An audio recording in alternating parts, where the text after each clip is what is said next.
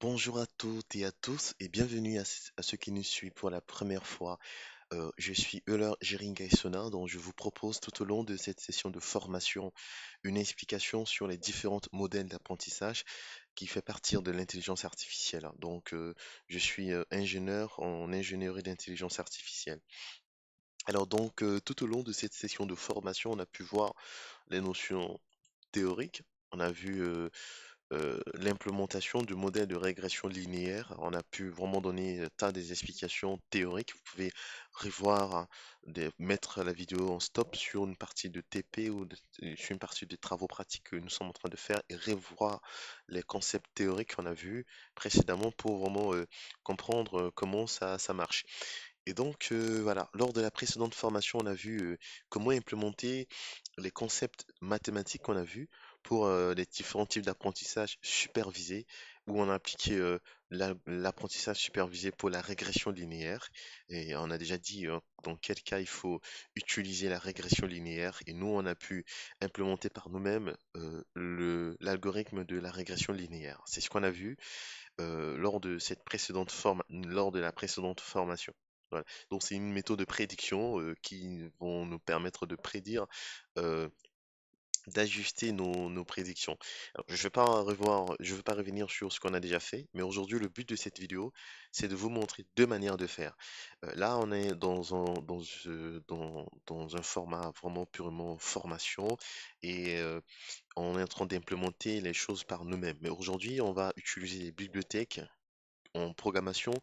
Les bibliothèques sont utilisées beaucoup plus dans le monde de production. Si vous voulez euh, travailler avec un client potentiel, si vous êtes en freelance et un de client, vous voulez produire, c'est-à-dire on est dans le monde de production. Alors là, il faut aller plus vite, hein. Pour aller plus vite, vous n'allez pas écrire toutes les lignes de code comme ça pour un client qui a un timing vraiment à respecter. Donc, on va essayer de sortir un peu dans le cadre de formation, de vous montrer les bibliothèques, comment aller chercher l'information, comment utiliser les informations utiles et être productive. Et donc, les bibliothèques, c'est un ensemble. Je vais d'abord juste vous montrer ce que nous allons faire.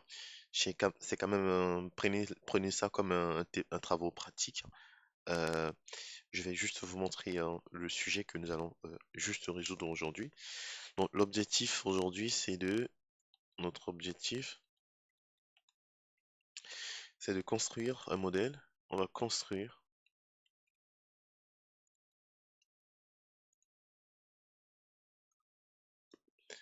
un modèle de la régression,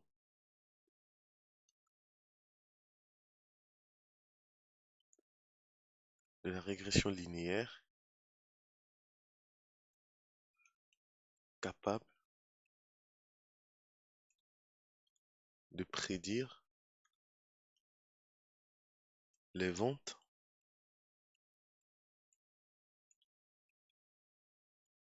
en fonction des, en fonction des investissements, je pourrais dire,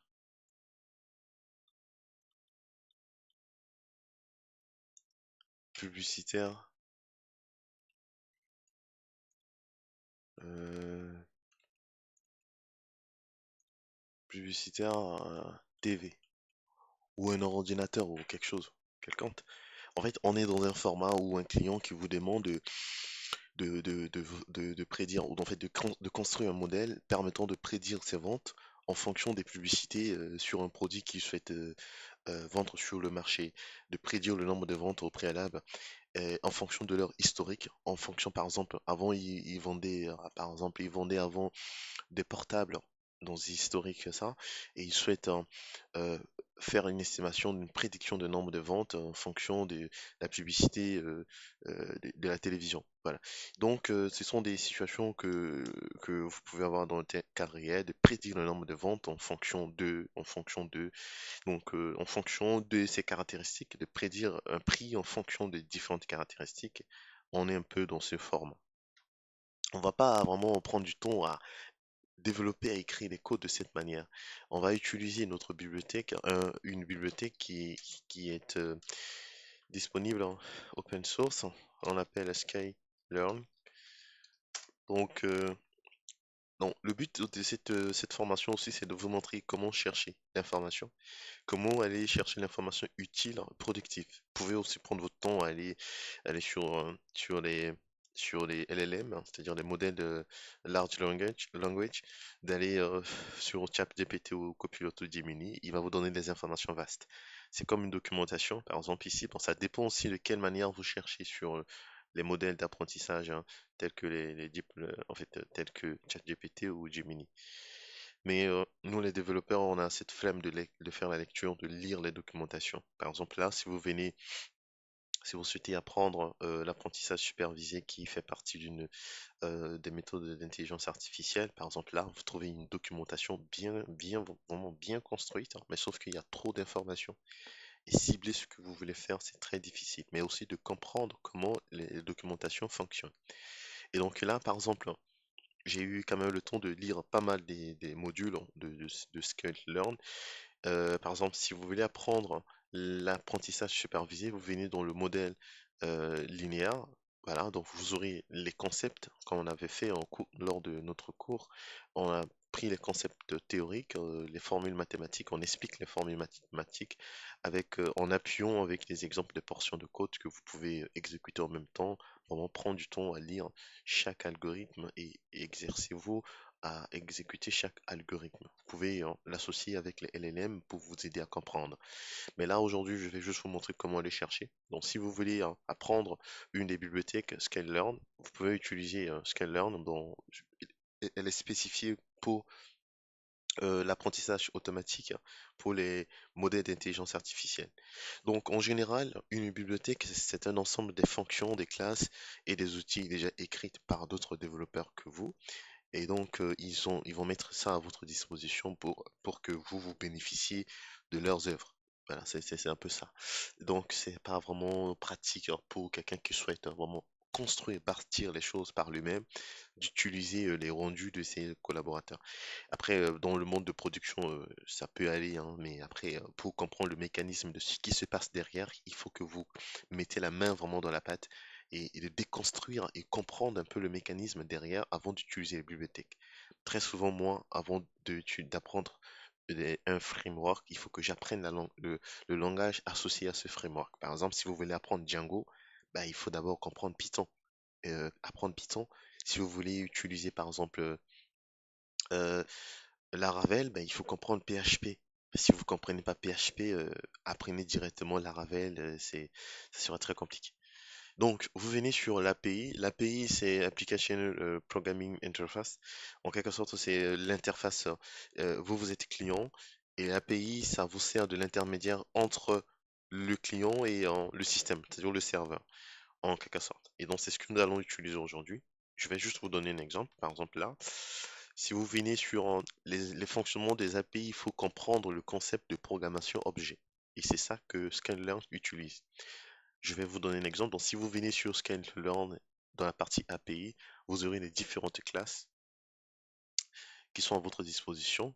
Et nous, aujourd'hui, on va juste s'appuyer sur la classe qui nous intéresse, Scanlearn Linear Model, les modèles linéaires, dont vous avez plusieurs algorithmes permettront voilà, de traiter les cadres de modèles, les fonctions linéaires. Nous, on va utiliser la régression linéaire.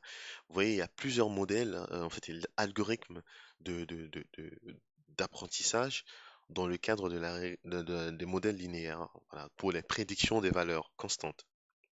Il n'y a pas que la régression linéaire, il y en a d'autres. Si vous cliquez sur la régression linéaire, comment eux ils configurent leur documentation. En fait, ici vous avez une classe. Comme je disais, il faut comprendre un peu la programmation orientée objet pour utiliser les API ou encore les frameworks. Ils ont des API, par exemple, si vous venez, en fait, cette classe où vous avez la classe Linear Regression qui prend en paramètres, hein, voilà, les paramètres qui sont initiés et initialisés, par exemple, fit intercept et initialisé, vous pouvez appeler cette classe hein, vide, hein, parce que voilà, donc ce sont des principes de orienté objet. Donc on va vous définir chaque rôle de chaque paramètre, le rôle, pourquoi définir ces paramètres, vous pouvez prendre le temps de lire tous ces attributs. Maintenant, moi ce que je voulais juste vous montrer là, vous allez voir derrière cet paramètre, vous voyez que ça, mais il y a des lignes de code. Et si nous, lors de la programmation que nous allons faire tout à l'heure, on va juste appeler cette module. Et tout derrière, alors que derrière, vous allez voir qu'il y a des lignes de code. Vous cliquez sur source, on va vous rediriger sur GitHub. Et sur GitHub, ici, ce sont la communauté des développeurs. Et ici, ben, vous n'allez pas utiliser des frameworks. Vous pouvez apporter votre contribution si vous comprenez ce qu'on avait fait ici. Par exemple, ça, ce principe de programmation qu'on a fait lors de la précédente formation. Ben, vous pouvez apporter votre contribution au projet, à la communauté, en fait. Ici, derrière cette classe, je préfère plutôt dupliquer cette page et je reviens en arrière. Voilà. Donc, vous voyez, juste on appelle hein, cette fonction, cette classe. Nous, on va juste appeler cette classe lorsqu'on va programmer. On va appeler cette classe pour la régression. Mais derrière cette classe, vous allez voir qu'il y a des lignes de code. Donc, on a notre classe linéaire régression qui va définir des modèles.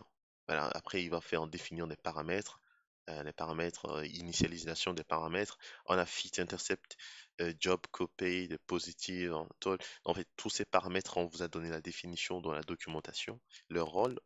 Et init, c'est pour initialiser vos attributs. Et voilà, vous avez les fonctions de votre classe hein, ou les voilà différentes fonctions. Je voulais juste vous montrer les fonctions que nous allons utiliser tout à l'heure. Fit, voilà, ça on va utiliser fit euh, pour l'entraînement. En fait, c'est comme ça que fonctionnent les bibliothèques, hein, les bibliothèques. Donc, je reviens sur notre PowerPoint. Notre exercice consiste à prédire les ventes en fonction des investissements publicitaires de TV. Qu'est-ce que nous avons besoin? On a dit, pour développer un modèle, on a besoin d'abord de dataset. Dataset, ben, c'est un fichier. Donc, on va utiliser une des nos outils, Kaggle. Vous tapez dans la barre de recherche kaggle.com. On va vous demander de vous connecter à votre compte. Bon, moi, je me suis déjà connecté, je suis sur mon compte Kaggle. Vous vous connectez ou soit vous créez un compte. Et donc, le but ici, c'est quoi? C'est vous êtes sur une plateforme dédiée aux ingénieurs de sciences de données où vous pouvez avoir vos jeux de données, vous publier sur le site hein, pour que d'autres ingénieurs puissent avoir vos jeux de données. Et lorsque vous implémentez, vous développez vos modèles, vous utilisez ces données publiées par d'autres ingénieurs pour entraîner votre modèle et avoir le nombre de pourcentages. C'est une communauté également. Et donc, alors vous allez chercher hein, cet auteur-là. Vous cherchez prévision de vente, ce fichier. Je ne sais pas si ma connexion. Oui. Donc voilà, donc c'est ça, prévision de vente. Si vous n'arrivez pas à trouver prévision de vente de Akash Skir, ça c'est le nom de la personne qui a publié. Voilà, c'est ce monsieur, hein, c'est aussi c'est un ingénieur. Donc de préférence vous cherchez en anglais. En anglais c'est plus facile de retrouver. Donc vous venez là. Si vous êtes sur Kaggle, ce que vous allez faire, moi je vous montre, enfin moi là maintenant ce que vous allez faire, vous téléchargez le fichier prévision de vente, vous téléchargez, moi j'ai déjà téléchargé, vous pouvez télécharger encore. Voilà, vous avez le fichier. Ça comporte quoi? Là, ici, vous pouvez voir juste le nombre de colonnes. Alors, vous pouvez voir juste les colonnes. Euh, Bon, ici, nous avons les colonnes TV, radio, journal, vente. Donc ici, notre but, c'est de euh, la- euh, prédire les ventes en fonction des TV, en fonction des publicitaires TV, ou de prédire les ventes en fonction des radios publicitaires à travers radio ou à travers journal. Voilà. Vous voyez, en fait, il y a parfois des systèmes publicitaires des produits qui peut passer par la télévision ou qui peut passer par radio, par journal.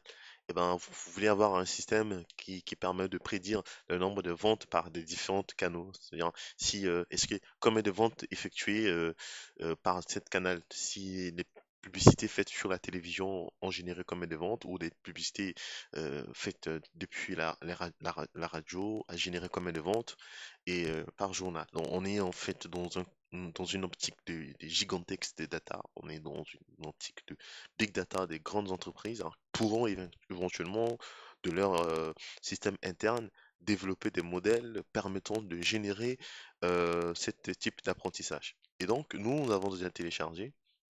Aujourd'hui, on va utiliser un autre environnement. On va utiliser Google Colab, que je vous ai déjà montré. Là, je suis sur mon Drive avec tous les projets que j'ai développés, c'est ici. Vous allez retrouver tous vos projets ici. Mais pour faire simple, hein, vous allez sur Google et sur Google, vous tapez Google Colab. Google Colab, vous ouvrez et vous faites nouveau notebook. Voilà. Donc, c'est ce que nous allons commencer notre programme.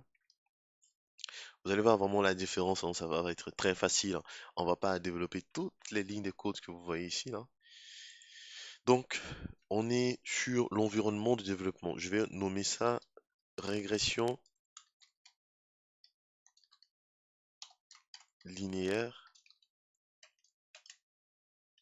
linéaire, euh, avec scale,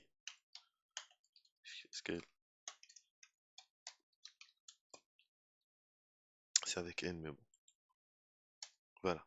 Donc, nous allons implémenter, nous allons euh, importer les différentes bibliothèques nécessaires pour que nous puissions notre apprentissage. Donc, une des bibliothèques que nous allons utiliser, c'est le module Python Panda, import Panda. Euh, J'exécute. Allocation de voilà, Python. On est en train d'utiliser, on fait notre programme en ligne. Euh, Panda, et une erreur. Voilà, donc on va utiliser ce module. On va importer le scale learn, bon, je vais dire from, on va juste importer la classe from scale learn. Voilà, je vais vous expliquer en fait. Ici, on importe cette module. Vous pouvez trouver ça ici. Vous allez le trouver ici. Scale learn model, scale learn. On a appelé cette module scale learn model selection. En fait, c'est une classe qui permet de séparer vos données, les données de test et les données d'entraînement. Euh, Scale, voilà, c'est ça. Scale feature selection. Ça, c'est aussi scale learn model selection. Nous, on utilise model selection. Il y a aussi model de selection. Alors, je vais vérifier là. Euh, Model selection. Vous venez là et vous avez cette classe que nous allons utiliser. Voilà. Train test sprite. Vous cliquez sur train test. Bon, en fait, c'est cette classe que nous allons utiliser. En appelant cette classe train test sprite, en fait, c'est une classe. Comme je vous ai dit, le principe c'est la même, hein. Derrière, nous on va appeler juste train test sprite. Ça nous permet de séparer nos données. Vous pouvez avoir des milliers. En fait, par exemple, notre jeu de données ici comporte, vous pouvez voir le nombre de lignes. 200, hein. Normalement, c'est 200 lignes, hein. Après, on va voir ça. 200 lignes de données. On va séparer notre donnée avec partie d'entraînement et partie test. C'est ça le rôle de cette module-là. Si vous voulez avoir plus de détails, vous cliquez sur source. Voilà, sur source, vous allez avoir le code source. Voilà, c'est très basique, hein. Oui, c'est très très très basique. Maintenant, je reviens en arrière. On vous donne le nombre de paramètres. Un tableau, test size, la taille, training size, la taille la taille de données entraînement, random state none, voilà. Donc on vous donne les paramètres avec les définitions de chaque paramètre, mais derrière, on peut le faire par nous-mêmes, on peut le séparer par nous-mêmes avec les modules Python, mais ça va prendre du temps, beaucoup de lignes de code. On vous donne un exemple d'exécution ici, mais ça va prendre beaucoup de lignes de code. Donc voilà, cet exemple-là, c'est ce que nous allons avoir tout à l'heure. Je reviens là, et nous, on va pas utiliser linéaire régression. Vous voyez, bah oui, c'est ce que nous allons utiliser. Linéaire régression. Vous appliquez, je pense que, voilà. Et donc là, deuxième des choses que vous allez faire, on va importer nos données. Moi, j'ai un fichier test que j'avais dans mon Drive. Vous allez importer ce que vous avez téléchargé, le Predict, c'est-à-dire prédiction des ventes. Vous importez ça sur votre Drive, Bon, j'ai déjà importé hein, sur mon Drive. Vous venez juste là, plus News, File, File Upload. J'ai déjà implémenté, hein, je l'ai déjà, j'ai déjà importé ça dans mon Drive. Donc, ce qu'on va faire, on vient là. Dans un premier temps, on va dire df ou data. On lui dit data égale à... Bon, je vais d'abord mettre les commentaires. Charger les données. Donc, je vais dire data égale à pd.readCSV. Voilà. Donc, en fait, ça, c'est l'écriture permettant de lire un fichier séparé. Si c'est un Excel, si c'était Excel, on va mettre juste Excel. Voilà. En faisant Excel. On va lire un fichier Excel. Mais vu que c'est CSV, on va lire CSV. Et donc là, vous mettez le chemin vers votre fichier que vous voulez lire. Vous venez là, vous activez, vous vous connectez à votre Drive, vous cliquez là-dessus, installation de Google Drive. On va vous demander de vous connecter tout à l'heure. Ça va vous afficher ici de l'autre côté. Je vais fermer Gemini. Alors, on dit installation de Google Drive, ça va prendre du temps, c'est vraiment un problème de connexion. Je sais pas si ma connexion saute, non, ça saute pas. Euh, Voilà. Donc, autorisez ce notebook à accéder à vos fichiers Google Drive. Vous connectez, acceptez. Et donc, directement, vous allez vous connecter à votre Drive. Et donc, tout le contenu de votre Drive, mes fichiers Drive, My Drive, vont être affichés ici hein, dans mon environnement avec, Google Colab. Donc, l'installation de Google Drive, ça continue toujours. Vous patientez un peu parce que ça comporte plusieurs fichiers. Donc, je pense que c'est presque bon. Voilà, Drive. Donc, le contenu de mon Drive se trouve dans mon environnement. Je déplie My Drive et vous aurez tous les fichiers. Le nom de mon fichier, c'est Predict. Donc, je cherche mon fichier. Je vais juste regarder. Ah, j'ai déjà. C'est déconnecté. Qu'est-ce qui se passe? Ah, je connecte à nouveau.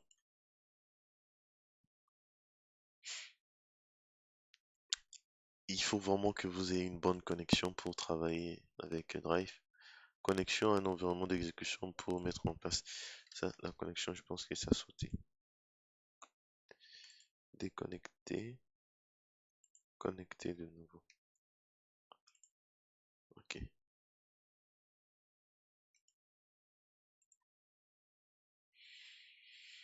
Donc, on va se connecter.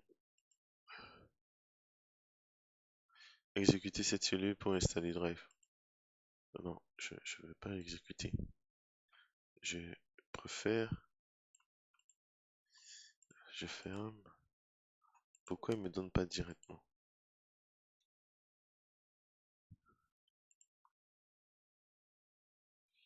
J'attends. Parce que c'est. Soit je peux exécuter cette formule hein, pour charger, pour monter mon Drive. Je préfère pas. Je préfère vous montrer directement ici. C'est plus simple hein, d'utiliser depuis. Pourquoi ça marche pas? Bon, exécutons la cellule. On va voir. Donc il charge actuellement mon drive sur mon environnement. C'est ce qu'il fait. J'accepte. Oui, je continue. Continue. Apparemment, il m'a envoyé un code sur mon téléphone de sécurité. Voilà.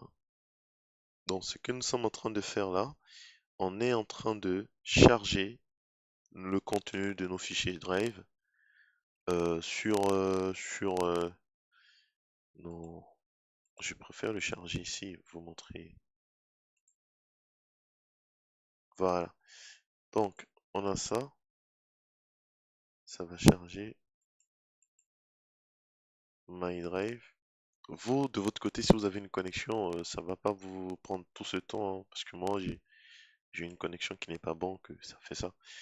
Alors donc, le nom de notre fichier, c'est ça. On va le chercher. Voilà, c'est ça mon fichier. Je l'ai ici. Donc j'ai fait un clic droit sur le fichier.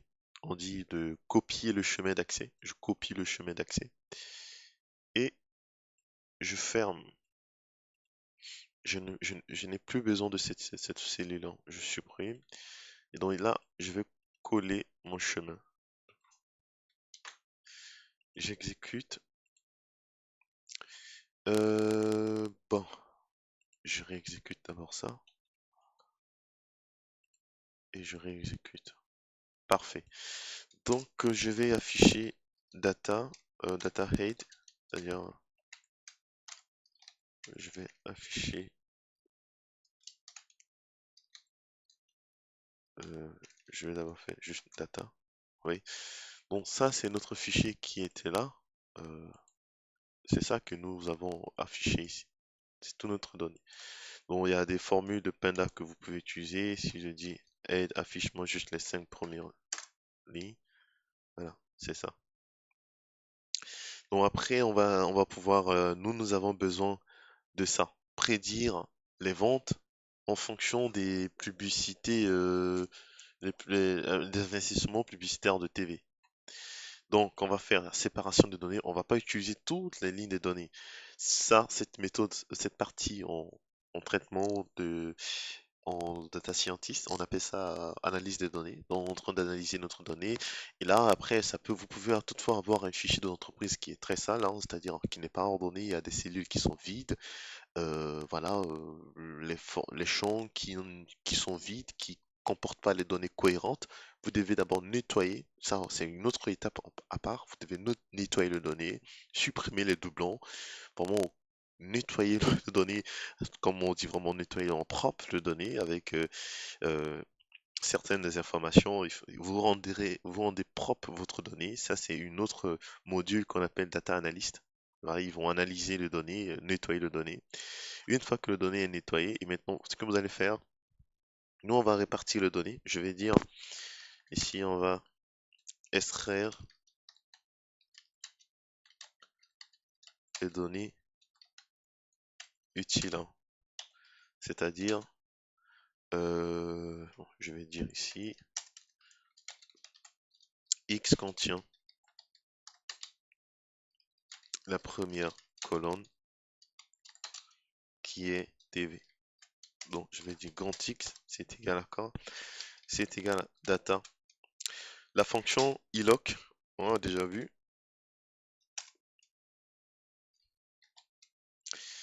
Et si je fais deux points, euh, je vais faire ça comme ça, voilà. Donc, X contient la première colonne de TV, Y contient la dernière colonne. C'est ce que j'ai fait. Première colonne, et donc j'exécute, et si jamais je fais X, j'aurai ça. Mais je vais le faire ça comme ça, values, on va juste besoin de valeurs, values rich. Voilà. En fait, j'aurais juste besoin des, rien que les valeurs, hein. J'ai pas besoin vraiment des données, hein, avec l'intitulé TV et tout ça. J'ai besoin juste des valeurs. Si j'exécute, hein, vous allez voir, j'ai un tableau. C'est comme ce qu'on a fait ici, hein. On a besoin juste d'un tableau des valeurs. Bon, je reviens là. Donc, on a le tableau. Pareil, je vais extraire juste les valeurs. Values, point, size, shape, la dimension. Si je fais Y, notre première valeur ici, c'est Y, c'est 22. Donc, je vais trouver aussi 22 ici. 22. Voilà. Donc, qu'est-ce que nous allons faire? Ah oui, j'ai oublié. On va importer le module euh, matplotlib. J'ai pas besoin d'une NumPy.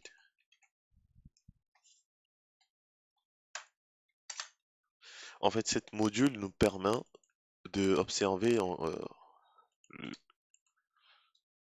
nos données. Si je vais Skyter, que nous avons déjà vu, X, Y, voilà, ce sont mes données. Ça, c'est en fait les données initiales, hein. L'observation initiale. Je ne vais pas donner plus d'explications par rapport à ça, on a déjà vu l'explication. Puis après, qu'est-ce que nous allons faire? On va juste séparer les données. Euh, données, test et entraînement. Très souvent, on prend 60% pour test, 40% pour en fait, 60% pour l'entraînement et 40% pour test. Donc, je vais dire X train, X test, Y train, Y test. Vous voyez?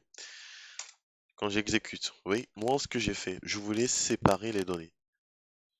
J'aurais pu faire moi-même en codant avec le parcours de boucle. Je fais le parcours avec for i-ing, i-ing, mon table, et je crée un tableau X train où je vais copier, copier les éléments d'une partie de jusqu'à 40 en fait, dans vraiment chaque partie de mes éléments, je sépare les données par moi-même, par un mécanisme de tableau. Mais là, j'ai fait juste appel à train test displayed de cette module.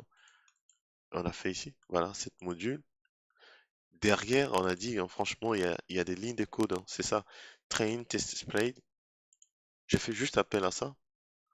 Et toute cette ligne de code va s'exécuter. Ça va s'exécuter. Donc, ça c'est l'avantage vraiment du framework que je suis en train de vous montrer. J'exécute, ça va me simplifier mon tableau. J'avais oublié de vous montrer la taille totale de notre tableau. Si vous faites, par exemple, data, shape,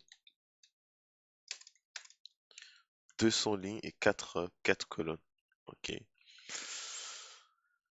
Donc, après avoir séparé, vous pouvez ici faire un test, hein, faire la taille de Xtrain, c'est combien?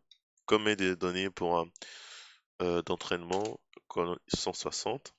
Et combien de données pour test? Vous allez voir, 40. Donc, c'est un peu ça. Ok. Donc, vous comprenez qu'on a pris 60% de données pour training et 40% pour le test. Après, on va ajouter une autre cellule. Et ce que nous allons faire, on va définir notre modèle. On va dire juste modèle linéaire. Ce que vous allez faire, vous allez voir ce qui est fascinant ici. On va faire juste linéaire regression. Je vais d'abord faire ça. Linéaire regression va nous définir notre modèle. C'est ce qu'on a fait dans c'est le premier modèle. Notre modèle, il va définir notre modèle. Et nous, on va entraîner ce modèle en appliquant la méthode de descente des gradients. Mais ça, nous n'allons pas faire comment appliquer la méthode de gradient. On va appeler juste les. Là, c'est un objet, une instantiation d'une classe en instance. On crée une instance de la classe linear regression qui est qui est un objet d'ailleurs, linéaire, modèle linéaire que cet modèle linéaire, c'est un objet. Pour ceux qui connaissent la programmation orientée objet, connaissent que ben là c'est une classe et linéaire régression, on fait appel à cette classe. Voilà. Euh, donc déclaration d'une classe qui est considérée comme un objet. Voilà. Bon, on va pas entrer trop dans la programmation orientée objet. Après, on va appeler de cette modèle, cet objet, modèle linéaire, on appelle fit. Fit et le module d'entraînement. On va entraîner nos données. Les données X string et Y string. Donc, on exécute, l'entraînement est déjà fait. On peut aussi appeler modèle linéaire, oui, l'objet modèle linéaire, hein, on appelle score pour avoir le pourcentage d'apprentissage, ce nombre, en fait, le pourcentage, le score d'apprentissage. Ça fait 60, c'est pas mal. Ça fait 60, ok. Je réexécute, j'exécute à nouveau. C'est pas mal, hein. Je vais changer les paramètres ici, je vais mettre 0,1 pour voir.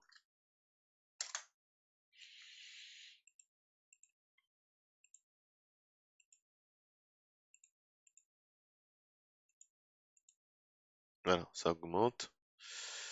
Oui, l'entraînement, le score, c'est-à-dire le score de l'apprentissage, ça change en fonction des paramètres de les données qu'on sépare. Là, je vais juste mettre ici, je vais voir,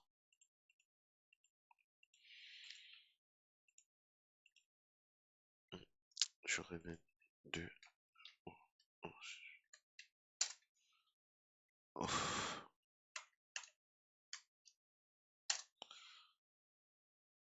ok,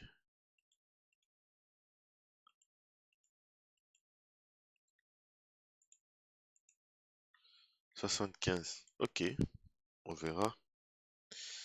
Après avoir défini, fait un entraînement, on va dire modèle, on va appliquer maintenant la prédiction.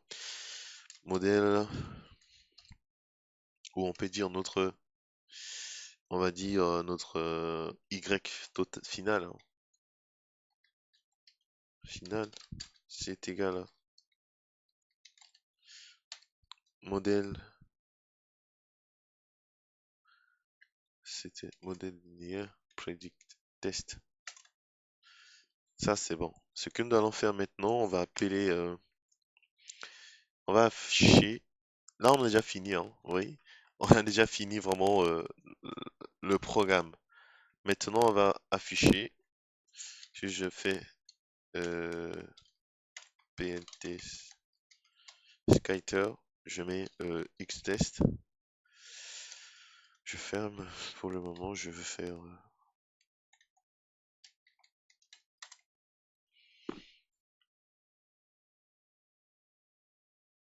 Xtest. C'est ça nous donner des tests. Ok. Je préfère amener 0,20% test.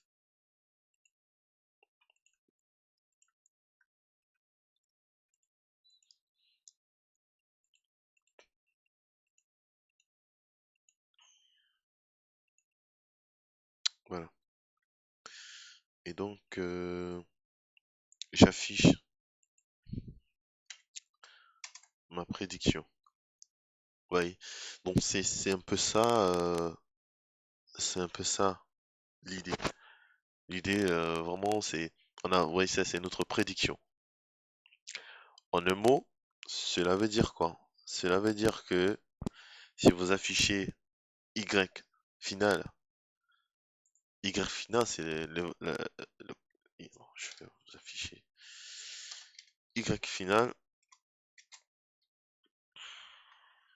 Ah, c'est les ventes, prédiction de vente, meilleure vente, hein, ce sont des prédictions de vente en fonction en fonction des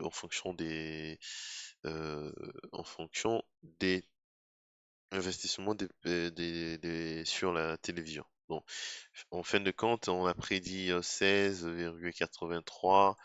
Donc, par exemple, pour ici, on a fait, voilà, ça, c'est ça un peu l'idée.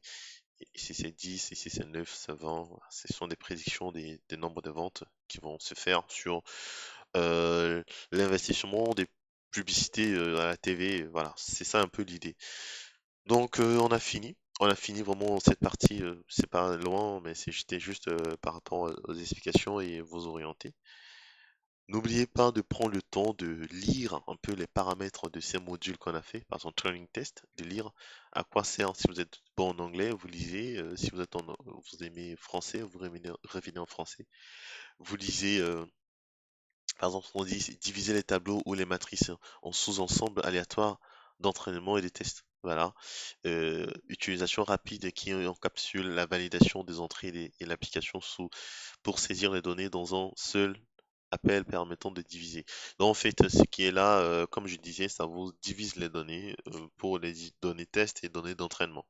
On peut le faire autrement, bien sûr, mais ça va nous prendre du temps pour beaucoup de réflexion. Mais c'est bien parce que ça va nous permettre de réfléchir. Donc à comparer avec ce que nous avons fait ici, qui prend beaucoup du temps, beaucoup de calculs, hein, vous voyez, alors que ici, on a appelé juste des modules.